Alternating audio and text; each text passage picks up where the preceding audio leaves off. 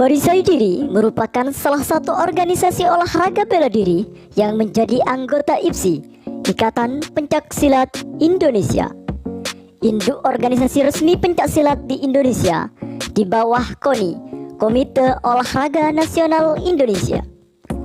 Perisai Diri menjadi salah satu dari 10 perguruan silat yang mendapat predikat perguruan historis karena mempunyai peran besar dalam sejarah terbentuk dan berkembangnya IPSI. Perisai Diri didirikan secara resmi pada tanggal 2 Juli 1955 di Surabaya, Jawa Timur. Pendirinya adalah almarhum Raden Mas Subandiman Dirjoatmojo, putra bangsawan Keraton Pakualam. Sebelum mendirikan Perisai Diri secara resmi, beliau melatih silat di lingkungan perguruan taman siswa atas permintaan pamannya, Ki Hajar Dewantoro. Teknik silat Perisai Diri mengandung unsur 156 aliran silat dari berbagai daerah di Indonesia, ditambah dengan aliran Shaolin atau Shaolin dari negeri Tiongkok. Pesilat diajarkan teknik bela diri yang efektif dan efisien, baik tangan kosong maupun dengan senjata. Metode praktis dalam Perisai Diri adalah latihan serang hindar yang mana menghasilkan moto pandai silat tanpa cedera.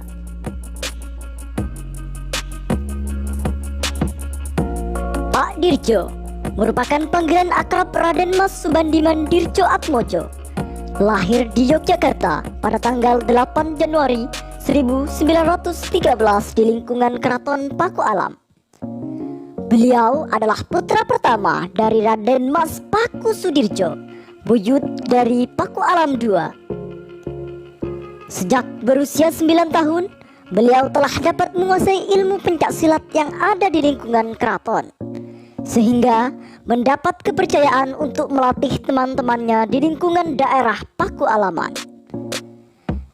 Di samping pencaksilat, beliau juga belajar menari di Istana Pakualam, sehingga berteman dengan Wasi dan Bagong Kusudirjo. Pak Dirjo, yang pada masa kecilnya dipanggil dengan nama Subandiman atau Bandiman oleh teman-temannya ini, merasa belum puas dengan ilmu silat yang telah didapatkannya di lingkungan Istana Pakualaman itu.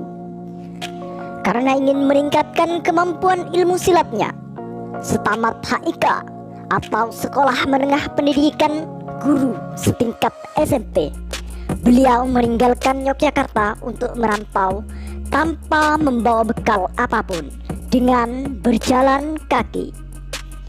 Tempat yang dikunjunginya pertama adalah Jombang, Jawa Timur.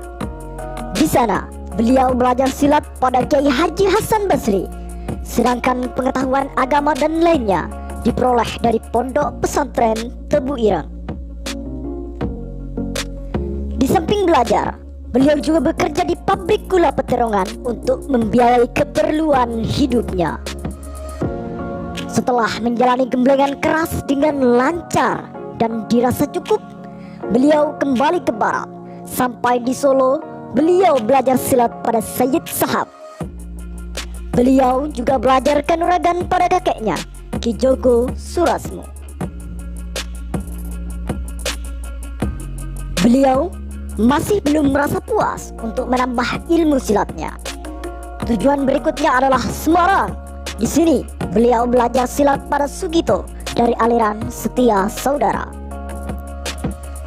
Dilanjutkan dengan mempelajari ilmu kanuragan di Pondok Randu Gunting, Semarang.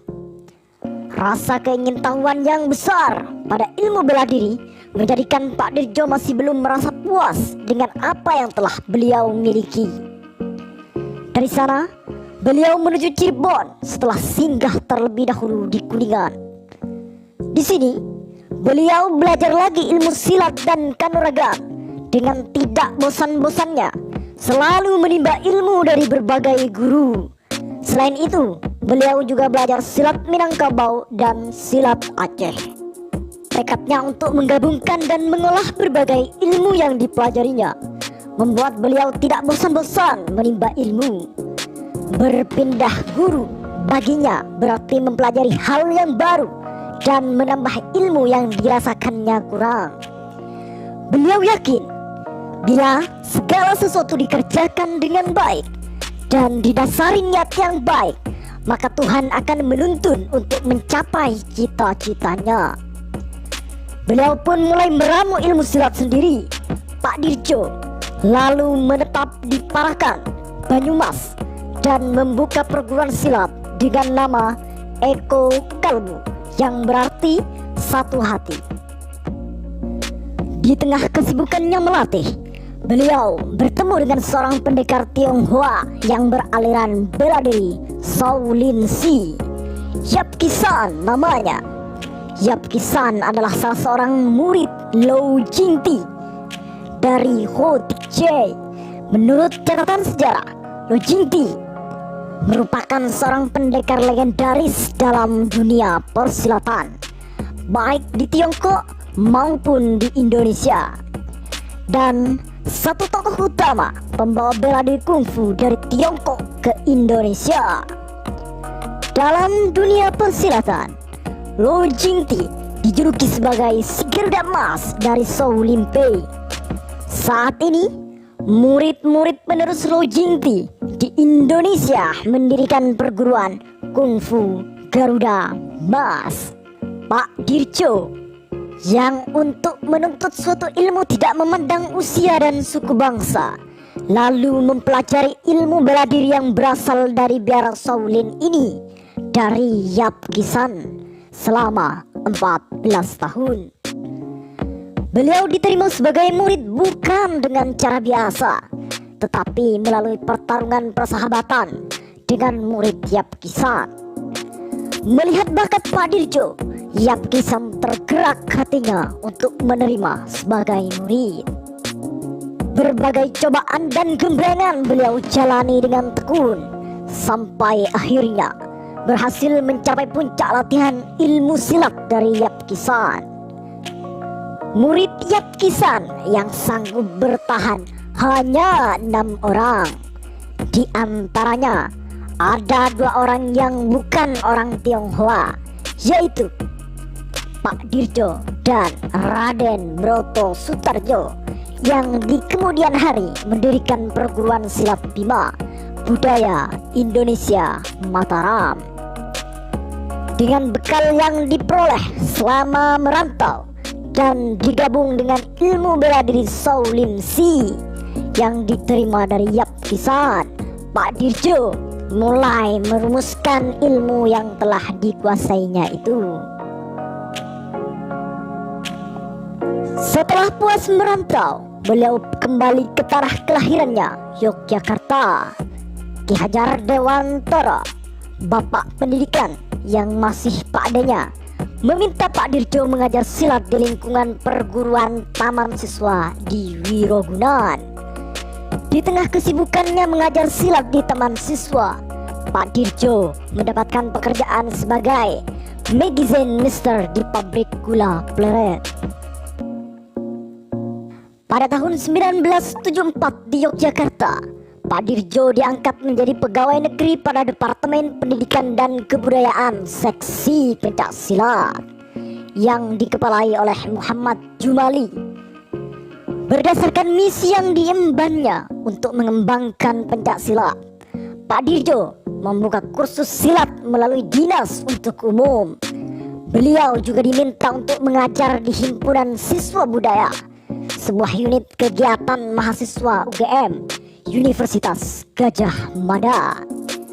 Murid-muridnya adalah para mahasiswa UGM pada awal-awal berdirinya kampus tersebut.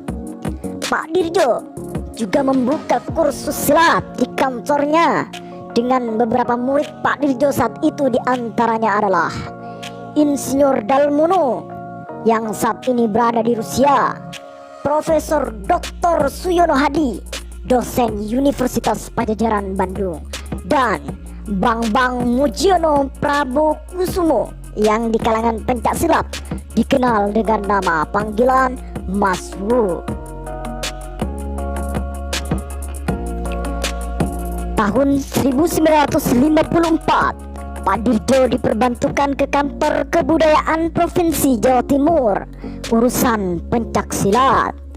Murid-murid beliau di Yogyakarta, baik yang berlatih di UGM maupun yang di luar UGM, bergabung menjadi satu dalam wadah HPPSI, Himpunan Penggemar Pencak Silat Indonesia, yang diketuai oleh Insinyur Dalmono. Tahun 1955 beliau resmi pindah dinas ke kota Surabaya dengan tugas yang sama, yakni mengembangkan dan menyebarluaskan pencak silat sebagai budaya bangsa Indonesia.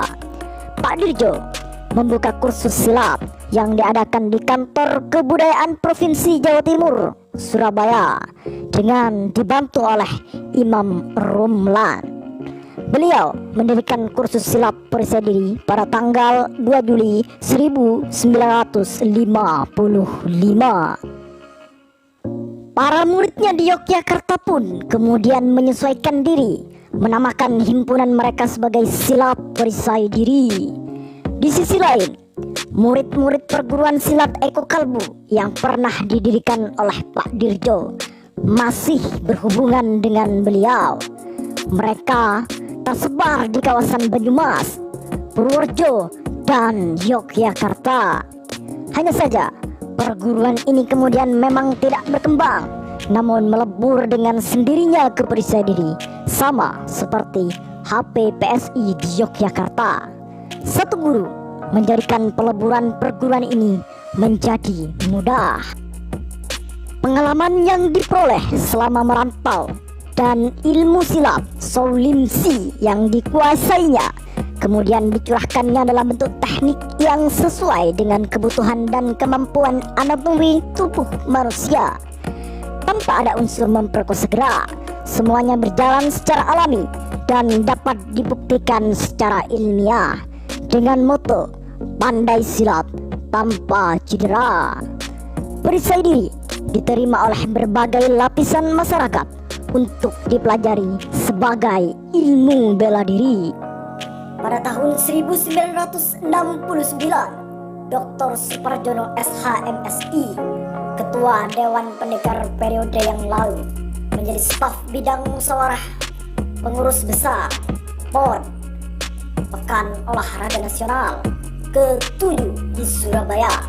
Dengan inspirasi dari anggaran dasar dan anggaran rumah tangga organisasi-organisasi di KONI pusat yang sudah ada, Suparjono bersama Bambang Mujiono Prabowo Kusumo, Toto Sumantoro, Mondo Satrio, dan anggota Dewan Pendekar lainnya pada tahun 1970 menyusun anggaran dasar, anggaran rumah tangga, perisai diri, dan nama lengkap organisasi perisai diri disetujui menjadi Keluarga Silat Nasional Indonesia Perisai Diri yang disingkat Kelatnas Indonesia Perisai Diri.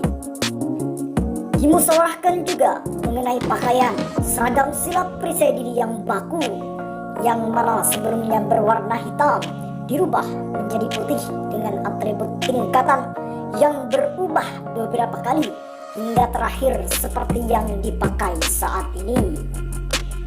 Lambang perisai diri juga dibuat dari hasil usulan Suparjono, Bot Sudargo, dan Bambang Priyo Kuncoro yang kemudian disempurnakan dan dilengkapi oleh Pak Dirjo.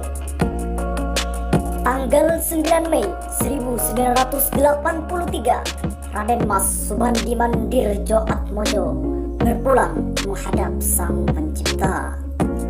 Tanggung jawab untuk melanjutkan teknik dan pelatihan silat perisai diri beralih kepada para murid-muridnya yang kini telah menyebar ke seluruh pelosok tanah air dan beberapa negara di Eropa, Amerika, dan Australia.